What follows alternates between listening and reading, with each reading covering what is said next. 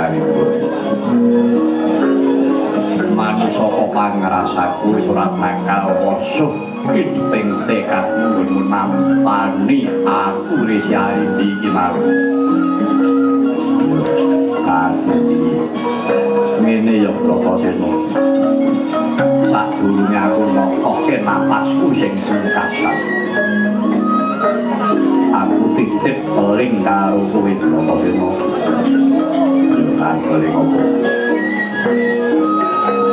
aku titip Ajiku Arindi parate aku nitipake getih tetes daging sampel balung sak ceklek Ajiku Arindi tresnanono ya Bratasena aja nganti kowe kuwi nilara lan kowe nyendu karo bojomu si Arindi tenan Bratasena aku titip Ajiku ageng siji kuwi lan ngelingono Bratasena katresnane Ajiku Arindi tak tomboki nyawaku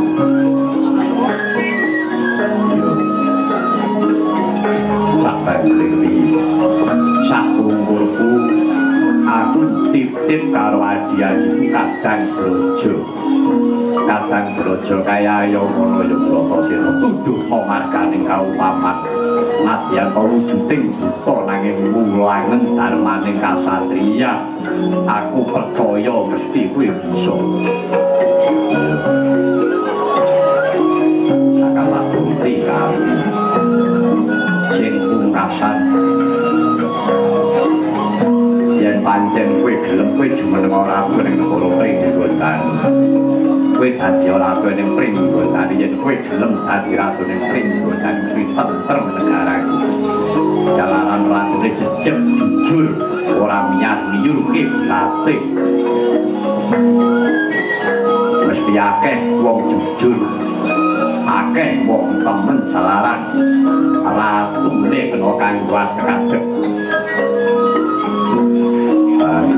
piye perkara winitip Ajiku Arindi karo aku nitip kadang brojo aku iso nampa nek aku pun dadi ratu ning Pringgotan aku gemak aku sababe apa kuwi negara aku ora yasa aku ora kangelan aku duwe negara dhewe tetuyasa nekokake keringetku kanthi tapuh kanthi asa jiwa ragaku sutorake untuk mereka tenta hati wono lapo tak karya waktu nampak negara negara Pringgotan aku gemak ya wis yen pancen kowe ora gelem Bratasena aku duwe undangan aku duwe kandangan muga-muga kowe Arindi besok kowe padukan duwe anak lanang tak pujeke ayo muga-muga anakmu lanang tembene besok kowe kabeh dadi ratu ning Pringgotan nyambung sejarah Pringgotan nyambung lelakonku ya Bratasena ya sakarku sing duwe undangan kowe dudu aku ya sing utang pancen aku wis gak tindakno apa welinge bojomu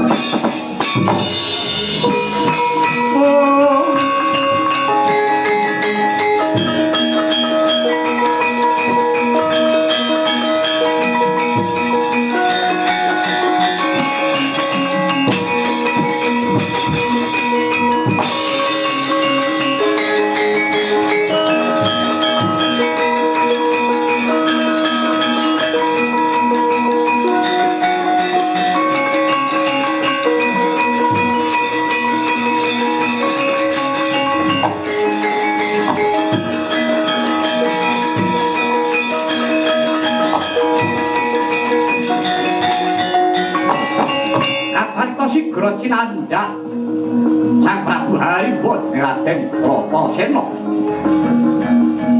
kasabetaken tunggak ing arep tatas tuntas dununging pasti Prabu Haribut pejak kapisanan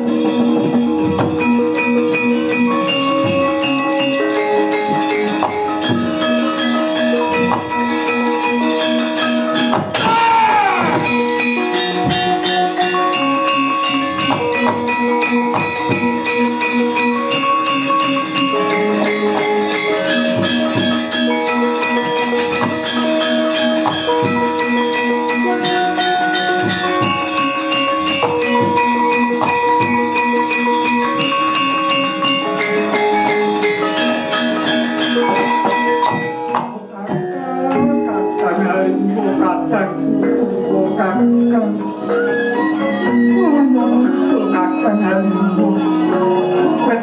kowe teko ninggalake aku kakang dosa gede marang kakang hariku sepiro aku sing gede pangapunmu kakang aku sing jalari sitane kakang hariku Harimbi wis aja tangisi pancen kaya mengkono karepane kakangmu si Harimbo dheweke wis trima wis ikhlas aja tangisi mundang rendet rendet laku dhewe mundang nang loko-loko kae sapa kok pirang-pirang iki kae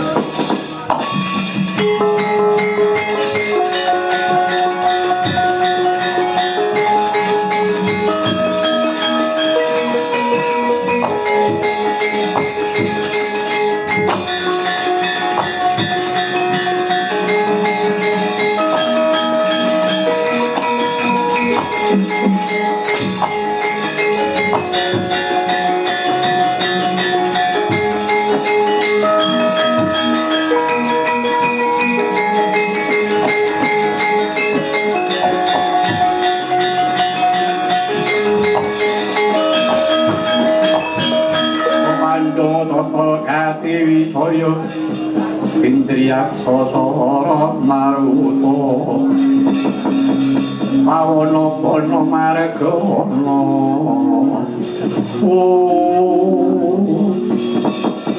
wah iki ora arep kowe sapa Raden kula kadang mudanipun Kakang Harimbo kula menika kadang adamipun Mbak Iwarimbi kula pun Braja Tenta kula Braja Musti Raden Andilane patine Kakang kula iki yen dilane patine Kakang majulak pites pisan waduh Raden babar pisan mboten wonten cecek manah kula badhe mbelani sintanipun Kakang Harimbo kanggo bilih mekaten menika kala wau sampun dados karsanipun Kakang Prabu Harimbo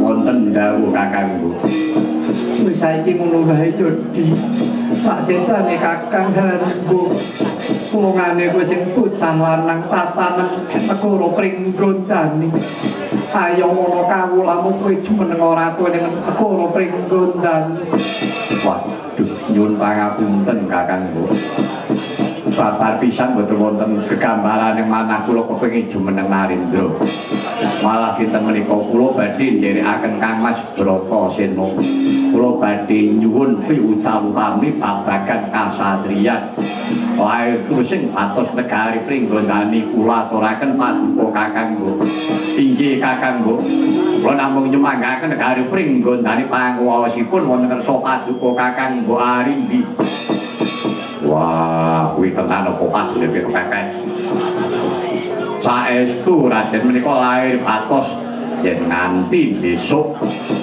kowe mblenjani janji nganti lali marang ucap iki Raden menawi ngantos kula mblenjani janji dura atur kula sampun ngantos dangu-dangu gesang kula wis mandi ora kaya ucape dhewe wis urip tinen dhisik narpane kakangmu Ki Harimbo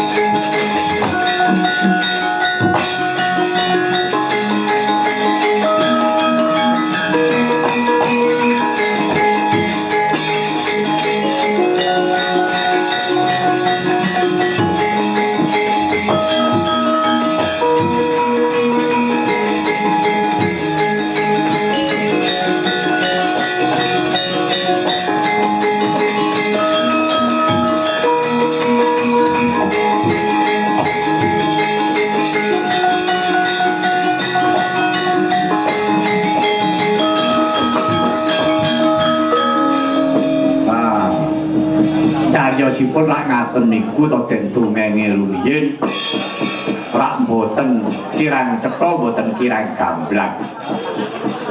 Boten mung didongengke marang niki kok dikelirke sisan. Kajenge cetha, kajenge jelas. Ya to, Kang? Iya. Wayang aja kalah karo film. Filme nganggo flashback apa wayang ra entuk. Ya ta Masih lain. Kula saking menika nggih kula aturi enget Raden. Wong mandi ora kaya omongane dhewe. Kaliyan panjenengan nika ngupadi nggih menika bab piwulang kautaman. Nggih to?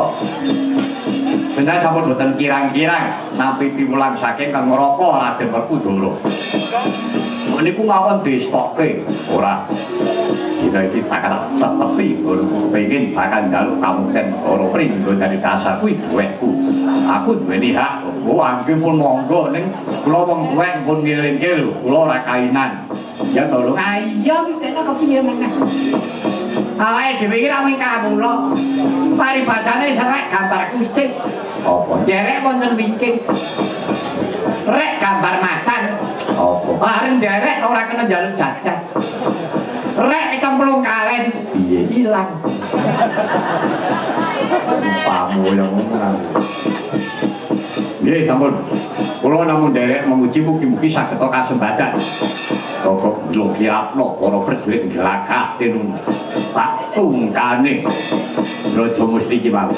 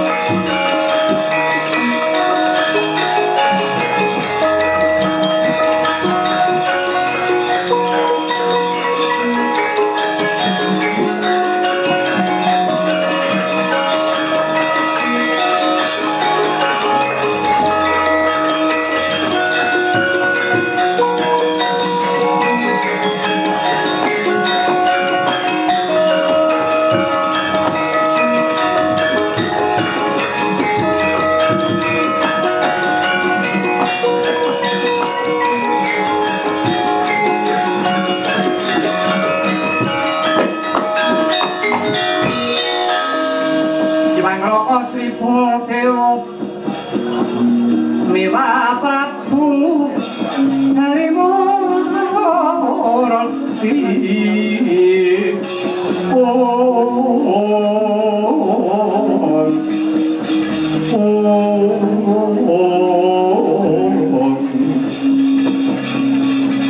Langkung entas nira marang Santiata non Cinawi Katang etri satungkil kapisah panjenenganipun mila tansah nduta wau Sri Narendra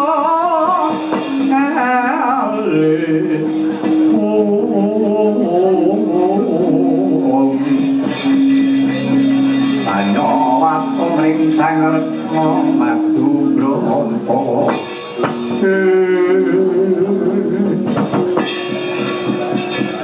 Jadi Kresna, di balat ini kan ada Prabu mandeg dhisik karo leren. Pun Kakang Kemkono Negara Dwarawati ujube mung bareng-bareng. Ayo. Dina iki lumawan marang negara Pringgondani ngestreni jumenenge si Gathotkaca. Nggone bakal antuk pakongatan jumeneng atu. Iki kok ora jadi. Tinimbang jroning yaseng pun Kakang iki tuwuh tandha pitakon. Ya to Gathotkaca dijumenengake ana negara Pringgondani iki kira-kira piye ya? Ya saking petang kula mboten napa-napa kok Prabu. Lho. Jare manut paugeran sing jumeneng ratu kuwi Pancerkaku. Menika menawi negari sanes menawi Pringgondani menika nggadahi paugeran piyambak sing ngertos. Aku ki takon tenan aja mbang-mbangke to. Ora wangsulan golek gampange. Kok Prabu. Sedaya menika nggadahi pernatan piyambak-piyambak, nggadahi paugeran piyambak-piyambak.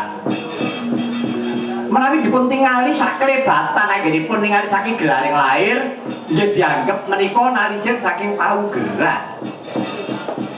Gathotkaca menika ora putra pawesti putranipun Yayandi. Lah ya kuwi, ditak-takake ning kono kuwi. Kok Prabu mangkir biyen. Dados menawi maos sejarah menika sampun ngantos dipun pronggol wonten tengah. Rumiyenipun kados pundi kok wonten kedadosan mekaten. Menika tatamku wonten sabab-sababipun. Ngono ya. Piye kok Prabu? Lah kira-kira kepiye? Kula mboten menang badhe narbuka. Saperkawis menika kok Prabu. Ora menang narbuka tegesipun kinaosa kula menika ngertos lan menika boten prayogi menawi pun rembak wonten mriki jalaran menika madosi negari Pringgondani. Ya karepku ngene tak jujuk kaya aku gak marem rasaku kok Prabu mate badhe priksa piyambak. Ngono ya iki. Antarja piye? Kula menika pun dawuh ngawat-awati lampahipun inggih menika Paman Brojo Musti ingkang kautus dhateng Kadipaten Glagah Tinunu. Ora dadi Glagah Tinunu ki wewengkon menika wewengkon negari Pringgondani kok Prabu. Oh ngono. Nggih. Menika wewengkon negari Pringgondani rumiyin menika wujudipun Glagah. Glagah menika kadidene alang-alang. Namung menika wana. Wana menika isinipun namung glagah tok. Lah menika dipun besmi kaliyan Prabu Tremboko. Dados kobar. Lajeng dipun wangun dados Kadipaten Kenojo madani negara Pringgondani. Kadipaten alit dipun paringi tetenger. Yen menika Kadipaten Kok Prabu kala wonten dika pundi? Iki mau ra perkara alas kobong ki wonten iki. Menika rak ingkang dipun wastani wana ingkang kobar kala wau. Kula ing mangke dipun lenggahi kaliyan Brajadenta. Glagah Tinunu glagah sampun mestan Tinunu menika dipun obong glagah diobong mila naminipun glagah Tinunu ingkang manggenipun Brajadenta. Oh, mengkono. Nggih kok Prabu. Jadi temen kuwi wilayah Pringgondan. Nggih, menika wilayah negari Pringgondan. Oh ya wis, aku ya mung kepengin jlentreh wae. Sebab ya wis akeh sing ngandhake Glagah Tinunu. Nek kuwi melu endi ora tok. Sejarahe piye lho iku ora genah. Jadi Pak Dimadu wis tuwa jadi kudu. Ngene enggak ngene wae tak munggah. Saiki semua Enggak ngene tak munggah. Pak tapuk raimu mengko marane mung grang budek. Lah akhir goblok kon aku. Ora ngono Pak Ge, iki guyon ngono lho. Apa iki nonton seno metu ora iku omong. Ya. Mangkene iki kok Prabu. Menika ngoten. Lah kan brojo mesti to kan.